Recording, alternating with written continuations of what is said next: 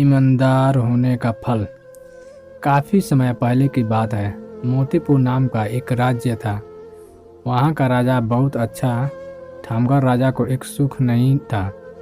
वह यह कि उसके कोई भी संतान नहीं थी और वह चाहता था कि अब वो राज्य के अंदर किसी योग्य बच्चे को गोद ले, ताकि वह उसका उत्तराधिकारी बन सके और आगे की बागडोर को सुचारू रूप से चला सके।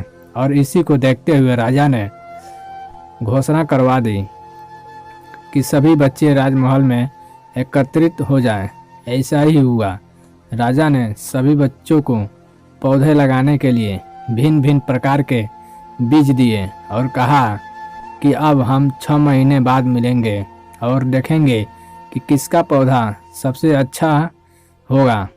महीना बीत जाने के बाद भी एक बच्चा ऐसा था जिसके गमले में वह बीज अभी तक नहीं फूटा था, लेकिन वह रोज उसकी देखभाल करता था और रोज पौधे को पानी देता था।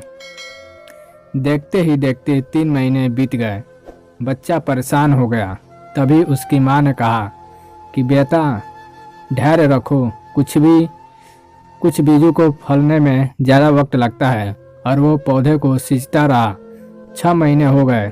राजा के पास जाने का समय आ चुका था, लेकिन वह डर हुआ था कि सभी बच्चे के गमले में पौधे होंगे और उसका गमला खाली होगा।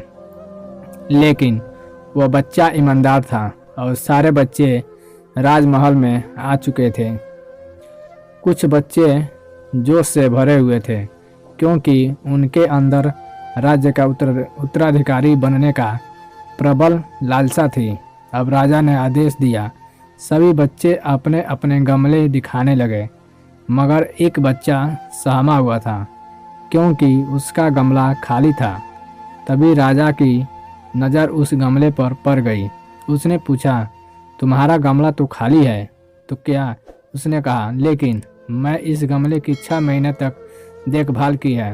राजा उसकी ईमानदारी से खुश था कि उसका गमला खाली है, फिर भी वह हिम्मत करके यहाँ आ तो गया। सभी बच्चों के गमले देखने के बाद राजा ने उस बच्चे को सभी के सामने बुलाया। बच्चा सहम गया और राजा ने वो गमला सभी को दिखाया। सभी बच्चे जोर से हंसने लगे। राजा ने कहा, शांत हो जाइए, इतने खुश मत होइए। आप सभी के पास जो पौधे हैं वो सब बंजर हैं। आप चाहे कितने भी मेहनत कर लें, उनसे कुछ नहीं निकलेगा। लेकिन असली बीज यही था। राजा उसकी ईमानदारी से बेहद खुश हुआ और उस बच्चे को राज्य का उत्तराधिकारी बना दिया गया। मेरे दोस्तों, अपने अंदर ईमानदारी का होना बहुत ज़रूरी है। अगर हम खुद के साथ ईमानदार हैं तो जीवन के किसी न किसी पड़ाव में सफल हो ही जाएंगे, क्योंकि हमारी औकात हमें ही पता होती है। हम खुद को पागल बनाकर खुद का ही नुकसान करते हैं। दोस्तों, अगर ये कहानी आपको अच्छी लगी हो तो प्लीज़ चैनल को सब्सक्राइब करें और वीडियो को लाइक करें।